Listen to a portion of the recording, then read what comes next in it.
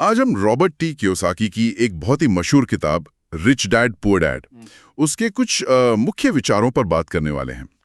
ये वो किताब है जो पैसों को लेकर हमारी समझ को काफी हद तक चैलेंज करती है, एक अलग नजरिया देती है। और इसकी सबसे मजेदार बात है वो दो पिताओं की कहानी। एक लेखक के अपने पिता जो पढ़े लिखे थे पर पैसों के मामले में जिसे वो पुअर डैड कहते हैं, और दूसरे उनके दोस्त के पिता रिच डैड जो ज्यादा पढ़े नहीं थे पर बिजनेस और निवेश से काफी अमीर बने क्योंकि वो पैसों का खेल समझते थे। है ना कमाल का कॉन्ट्रास्ट। हाँ बिल्कुल, ये कॉन्ट्रास्ट ही इस किताब की जान है। तो चलिए इसी कहानी से निकले जो जरूरी सबक हैं उनकी गहराई में उतरते हैं। देखते हैं आज ये बातें कितनी मायने रखती हैं। तो पहला सबक जो उछलकर सामने आता है और शायद सबसे ज्यादा चौंकाने वाला भी, कि अमीर लोग पैसे के लिए काम नहीं करते, पैसा उनके लिए काम करता है। ये सुनने में ही बड़ा अजीब लगता है। क्या मतलब है इसका? काम तो करना ही पड़ता है ना पैसा कमाने के लिए। हाँ बिल्कुल, पहली बार में ये थोड़ा कंफ्यूजिंग लग सकता है। इसका मतलब ये नहीं कि अमीर लोग मेहनत नहीं करते या वो बैठे रहते हैं, नहीं। बल्कि उनके काम करने का मकसद बदल जाता है। वो सिर्फ सैलरी के लिए, महीने के अंत में मिलने वाले चेक के लिए काम नहीं करते। कियोसाकी इसे चूहा दौड़ या रैट रेस कहते हैं। मतलब आप कमाते हैं, खर्चे बढ़ते हैं, फिर और कमाते हैं और उसी चक्कर में फंसे रहते हैं। अच्छा, वो अंतहीन साइकिल। हाँ बिल्कुल। तो पैसे के लिए काम न करने का मतलब है अपनी मेहनत और समय ऐसी चीजें बनाने में लगाना, मतलब ऐसी आस्तियां बनाने में जिनसे पैसा अपने आप आए। पैसिव इनकम जिसे कहते हैं। भले ही आप उस वक्त एक्टिवली काम न भी कर रहे हो, जैसे निवेश हो गया, या कोई प्रॉपर्टी किराए पर दे दी, या कोई बिजनेस सिस्टम बना दिया जो खुद चलता है। तो फर्क सोच का है। एक कर्मचारी के तरह सोचने के बजाय एक निवेशक या मालिक की तरह सोचना। ये एक बड़ा माइंडसेट शिफ्ट है कि मेहनत करनी है पर ऐसी कि वो आगे चलकर आपके लिए पैसा बनाए। ठीक है, इसी से जुड़ा है अगला पॉइंट, आस्तियां और देनदारियां, एसेट्स और लायबिलिटीज। किताब इस पर बहुत जोर देती है। सुनने में लगता है जैसे अकाउंटिंग की बात हो रही है, पर वो कहते हैं कि ज्यादातर लोग यही गलती करते हैं। कैसे समझा जाए इसे आसान शब्दों में? बिल्कुल, और ये कियोसाकी के फलसफे का कोर है और उन्होंने इसे बहुत आसान बना दिया है। देखो, अकाउंटिंग की परिभाषा थोड़ी अलग हो सकती है, पर उनका नियम सीधा है। आस्ती, एसेट, वो है जो आपकी जेब में पैसा डालती है, और देनदारी, लायबिलिटी, वो है जो आपकी जेब से पैसा निकालती है। बस इतना ही। अच्छा, सिर्फ इतना? हाँ, जैसे मान लीजिए आपने कोई घर खरीदा और किराए पे चढ़ा दिया, तो किराया आ रहा है ना, जेब में पैसा आ रहा है, तो वो घर क्या हुआ? आस्ती हुई। बिल्कुल। वैसे ही स्टॉक्स जिनसे डिविडेंड मिले या कोई छोटा बिजनेस जो मुनाफा दे, ये सब आस्तियां हैं। और देनदारियां, जैसे घर का लोन? हाँ, घर का लोन, कार का लोन, क्रेडिट कार्ड का बिल, ये सब पैसा निकाल रहे हैं जेब से।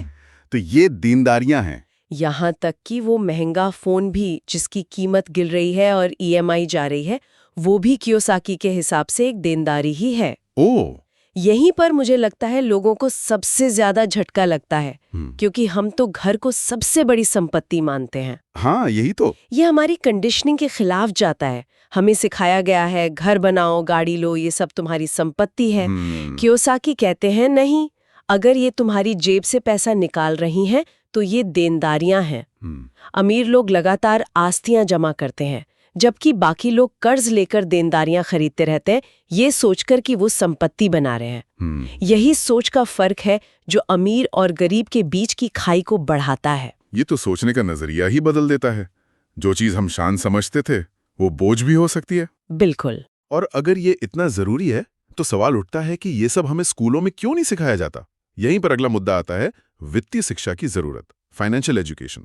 किताब तो साफ कहती है कि स्कूल हमें नौकरी करना सिखाते हैं, पैसा कमाना नहीं सिखाते। हाँ, और ये एक बहुत बड़ा सवाल है।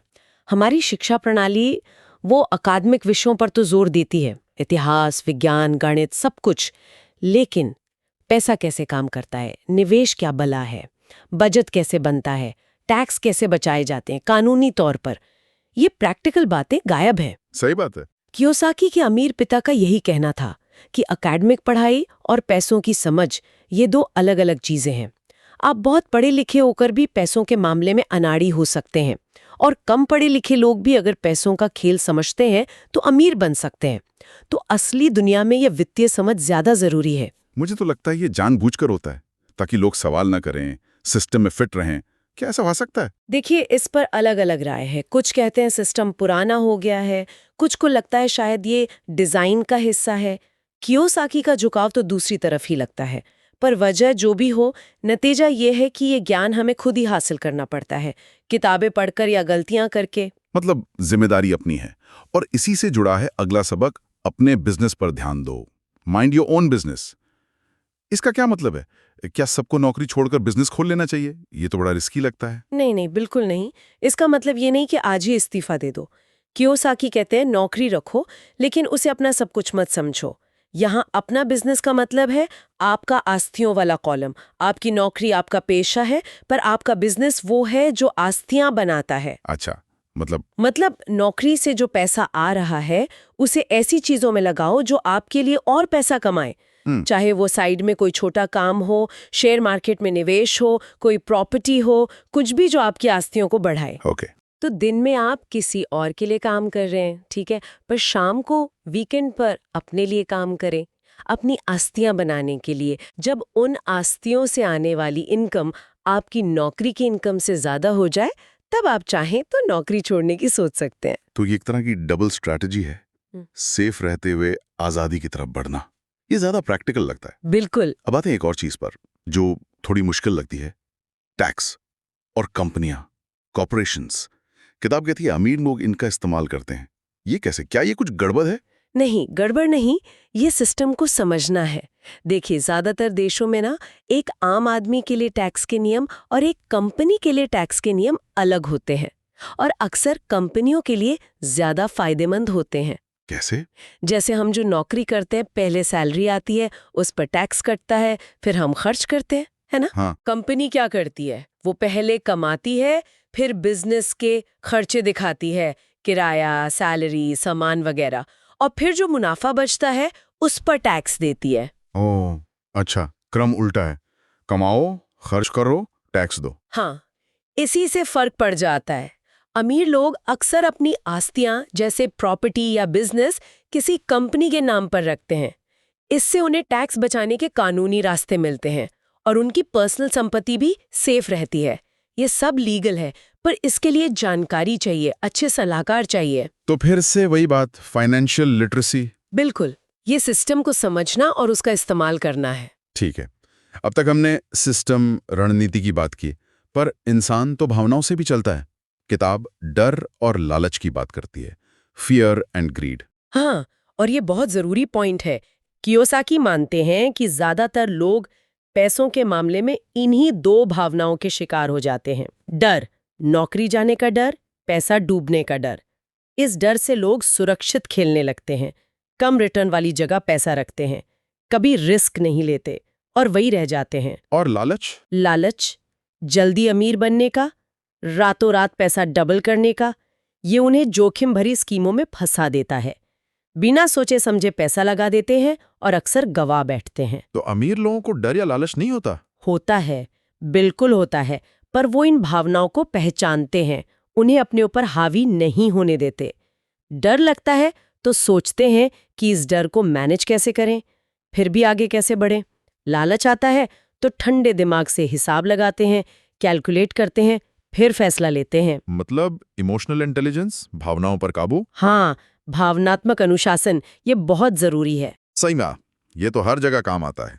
अच्छा, अब आखिरी सबक, ये मुझे काफी पसंद आया सीखने के लिए।